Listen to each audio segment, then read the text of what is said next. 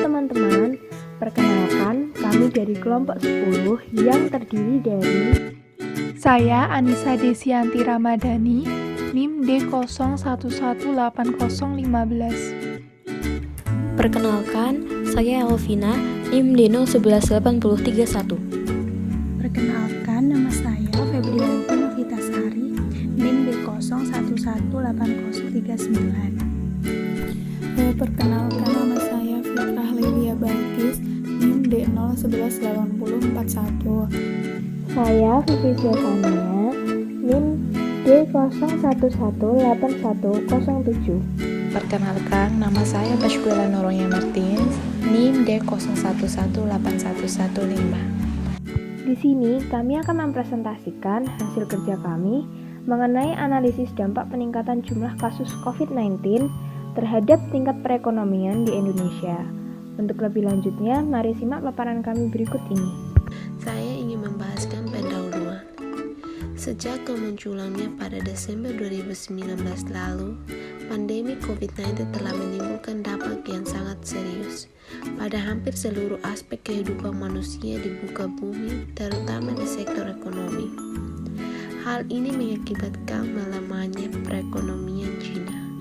Di tengah turbulensi global, Dana Moneter Internasional membuat perkiraan awal bahwa pertumbuhan ekonomi China melambat sebesar 0,4 poin presentasi dibandingkan dengan target pertumbuhan awal 5,6%. Dikutip dari konten.id, Menteri Keuangan Sri Mulyani menyatakan bahwa efek wabah virus corona terhadap ekonomi diperkirakan masih dapat diatasi sehingga ekonomi tumbuh di atas 4% pada tahun ini.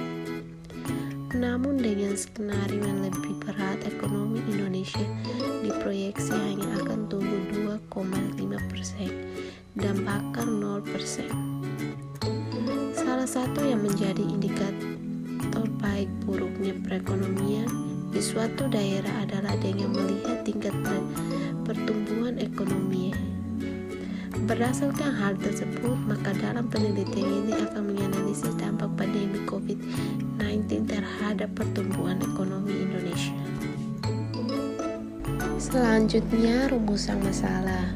Bagaimana dapat meningkatkan jumlah kasus COVID-19 terhadap perekonomian di Indonesia?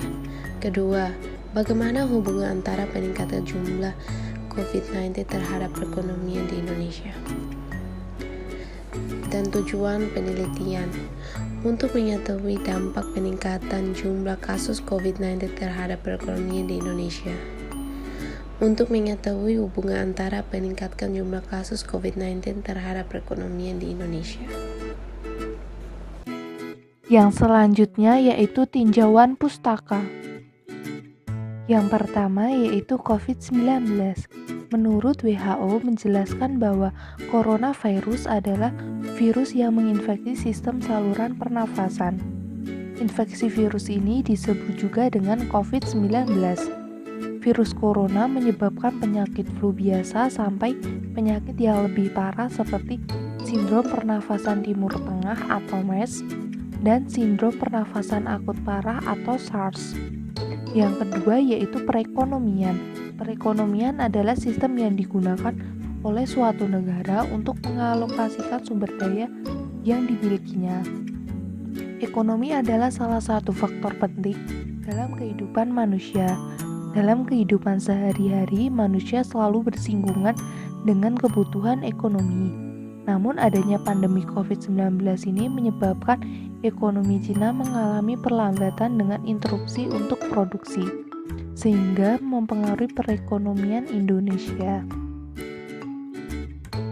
Yang selanjutnya yaitu menurut Saputra, dalam jurnalnya mengungkapkan bahwa pertumbuhan ekonomi suatu negara dipengaruhi oleh yang pertama yaitu produksi domestik bruto atau PDB, yaitu pendapatan total dan pengeluaran total nasional atas output barang dan jasa dalam periode tertentu. Yang kedua yaitu ekspor, yaitu perdagangan dengan cara mengeluarkan barang dari dalam keluar wilayah pabean Indonesia dengan memenuhi ketentuan yang berlaku. Yang ketiga yaitu pajak, yaitu iuran masyarakat kepada negara. Yang keempat yaitu nilai tukar, yaitu harga suatu mata uang terhadap mata uang lainnya. Selanjutnya yaitu hipotesis.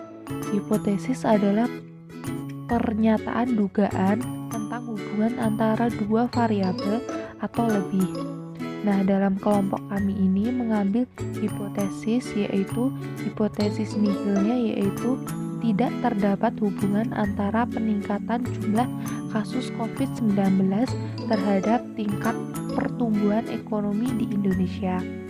Sedangkan hipotesis alternatifnya yaitu terdapat hubungan antara peningkatan jumlah kasus COVID-19 terhadap tingkat pertumbuhan ekonomi di Indonesia.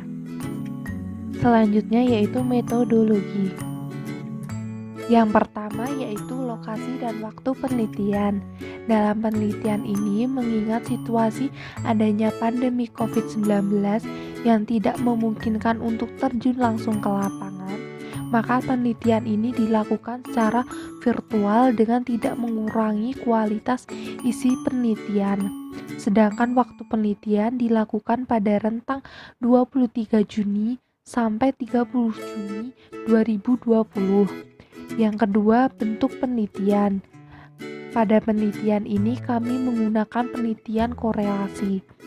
Penelitian korelasi adalah suatu penelitian untuk mengetahui hubungan dan tingkat hubungan antara dua variabel atau lebih tanpa ada upaya untuk mempengaruhi variabel tersebut sehingga tidak terdapat manipulasi variabel.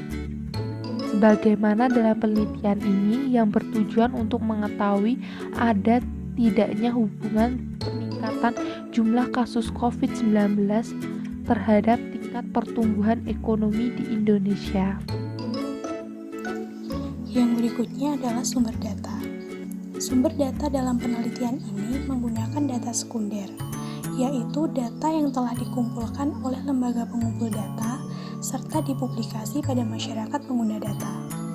Data dalam penelitian ini diperoleh dari hasil publikasi Kementerian Kesehatan, Bank Indonesia atau BI, dan video YouTube yang diunggah oleh Indonesia Lawyers Club atau ILC. Kemudian teknik pengumpulan data, yaitu dengan studi kepustakaan, di mana penelitian yang dilakukan dengan mengumpulkan literatur yang ada hubungannya dengan pokok permasalahan untuk mendapatkan landasan teori dan teknik analisa. Untuk pengumpulan data kualitatif, penelitian ini menggunakan dokumentasi. Peneliti mencari video dialog mengenai dampak COVID-19 terhadap perekonomian Indonesia dari YouTube Indonesia Lawyers Club atau ILC, kemudian disimak dan dicatat pada lembar analisis. Sedangkan teknik pengumpulan data kuantitatif menggunakan publikasi mengenai pertumbuhan ekonomi Indonesia sejak awal tahun 2020 dan jumlah kasus COVID-19. Teknik analisis data. Teknik analisis data merupakan proses mengatur urutan data, mengorganisasikannya ke dalam suatu pola, kategori, dan suatu uraian dasar sehingga dapat dirumuskan suatu hipotesis. Teknik analisis data kualitatif dapat dirumuskan menurut Miles and Herbermann yang meliputi: pertama, pengumpulan data. Data yang diperoleh dari unggahan video YouTube, kemudian dibuat transkrip, lalu dicatat melalui catatan deskripsi. Kedua, reduksi data. Reduksi yang dilakukan yaitu dengan mereduksi hasil transkrip dari data mentah, kemudian dipilih kembali dan data yang relevan sesuai dengan rumusan, masalah, dan tujuan penelitian. Yang ketiga, penyajian data.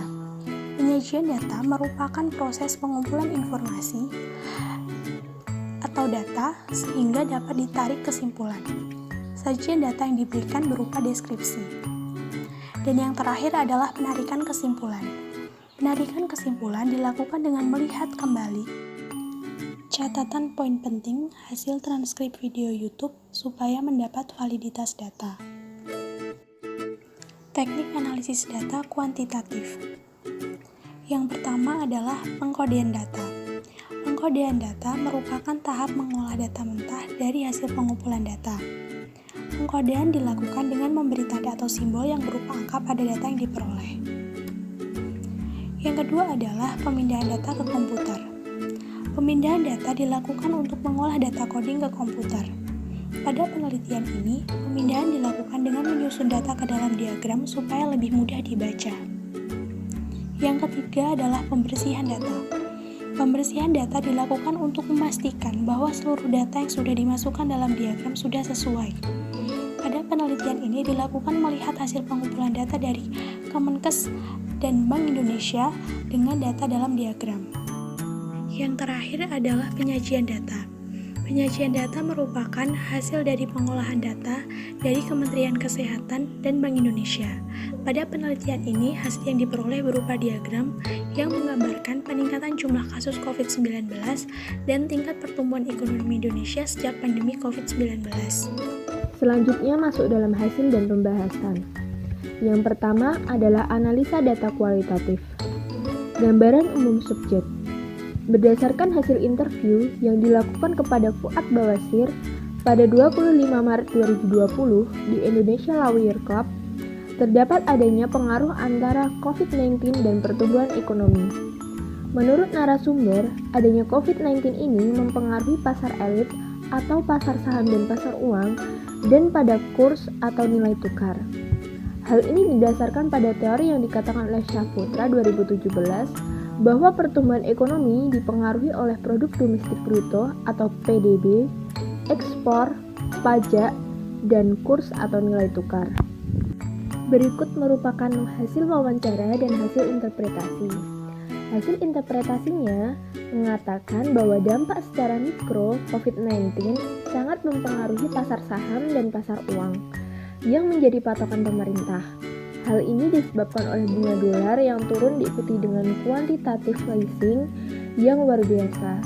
Namun pasar saham dan pasar uang mengalami minus di Indonesia karena para investor memilih kabur hingga kondisi mulai membaik, sehingga berdampak pada rupiah yang mana menjadi nilai tukar yang paling terpuruk di Asia, seperti pada saat krisis moneter 1998. Hal ini telah sesuai dengan yang dibicarakan oleh narasumber, hasil wawancara narasumber, kemudian kami reduksi dan menghasilkan hasil interpretasi ini, dan telah sesuai dengan teori yang kami gunakan, yaitu milik Syahputra 2017, bahwa nilai kurs mempengaruhi pada pertumbuhan ekonomi. Masih dalam hasil wawancara dan interpretasi. Dalam wawancara, narasumber mengatakan, makanya kita lihat pasar anjlok itu kan sampai rupiah mendekati rekor yang praktis. Sudah sama dengan 98 itu, Krismon pun hasilnya beda. Kalau yang ini masalah global. Hasil interpretasinya adalah, kejadian krisis moneter 1998 berbeda dikarenakan bunga dari negara-negara maju juga mengalami penurunan, sehingga ini bukan hanya masalah nasional, namun juga masalah global. Selanjutnya masih seperti tadi, yaitu wawancara dan hasil interpretasi. Hasil interpretasi kami adalah dampaknya secara makro COVID-19 adalah Bank Indonesia dapat mengeluarkan surat utang, sehingga dapat disimpulkan bahwa COVID-19 merupakan masalah yang sangat besar global yang dapat mempengaruhi perekonomian bangsa dan dunia. Selanjutnya adalah analisa data kuantitatif. Di sini terlihat grafik data kasus COVID-19 dengan pertumbuhan ekonomi Indonesia. Pada triwulan 1, terdapat total kasus COVID-19 sebanyak 1.413 pasien dengan angka pertumbuhan 2,97%. Kemudian pada triwulan 2, terdapat 51.427 pasien COVID-19 dengan angka pertumbuhan 0,4%. Berdasar data tersebut, dapat dilakukan analisis antara jumlah pasien dengan pertumbuhan ekonomi per triwulan, yaitu di mana angka kasus COVID-19 pada triwulan pertama mencapai 1.413 kasus dan meningkat drastis pada triwulan 2 mencapai 51.427 kasus. Sedangkan dari sisi ekonomi, penurunan pertumbuhan ekonomi di triwulan 1 2020 terutama dipengaruhi penurunan permintaan domestik, di di mana konsumsi rumah tangga tercatat 2,84% YoY atau year of year, di mana jauh lebih rendah dibandingkan dengan kinerja pada triwulan 4 2019 sebesar 4,97% YoY. Investasi juga tumbuh melambat sebesar 1,7% YoY, sedangkan pada triwulan 2 menurut data Bank Indonesia, pertumbuhan ekonomi Indonesia hanya akan mencapai 0,4% YoY. Berdasar data tersebut, dapat dilakukan analisis antara jumlah pasien dengan pertumbuhan ekonomi per triwulan dengan jumlah kasus per triwulan pula, sehingga dapat disimpulkan bahwasanya semakin meningkat jumlah pasien kasus COVID-19 akan mempengaruhi pertumbuhan ekonomi Indonesia yang semakin lambat. Hal tersebut terjadi karena faktor utama yaitu adanya kebijakan PSBB atau pembatasan sosial berskala besar yang berdampak terutama pada sektor industri, sehingga mempengaruhi proses ekspor dan impor Indonesia. Selanjutnya, kesimpulan dasaran. Adanya pandemi COVID-19 menimbulkan dampak dalam berbagai bidang kehidupan. Salah satunya adalah bidang ekonomi. Terguncangnya perekonomian global akibat melamanya perekonomian Cina juga membawa pengaruh terhadap perekonomian Indonesia. Berdasarkan hasil analisis data sekunder dan penelitian kami, adanya peningkatan jumlah kasus COVID-19 berdampak pada menurunnya ekspor, PDB, dan melamanya nilai tukar mata uang rupiah. Hal ini ditunjukkan dengan adanya grafik bahwa meningkatkan jumlah kasus COVID-19 berpengaruh pada menurunnya angka pertumbuhan ekonomi Indonesia secara signifikan. Saran, sebaiknya masyarakat mengikuti himbauan dari pemerintah dengan baik demi pulihnya perekonomian Indonesia. Masyarakat hendaknya ikut berperan aktif untuk mengembangkan usaha kreatif dan inovatif yang sesuai di masa pandemi sebagai salah satu upaya pemulihan ekonomi. Sinergi dari berbagai pihak antara pemerintah, swasta, masyarakat hingga lembaga internasional merupakan kunci dari upaya kestabilan ekonomi global dan nasional. Sebaiknya pemerintah mengambil kebijakan yang tepat dan sesuai dengan kondisi perekonomian Indonesia saat ini. Kami menganalisis korelasi antara angka atau jumlah pasien dengan angka pertumbuhan ekonomi di Indonesia. Yang pertama, tadi saya sudah membuat data tentang angka pasien dan angka pertumbuhan ekonomi. Kemudian saya akan menganalisis ini dengan aplikasi SPSS versi 25. Yang pertama, untuk mengimport datanya itu kita pencet file, kemudian import data, pilih yang Excel karena tadi saya membuat menggunakan Excel. Kemudian cari data korelasi pasien, open.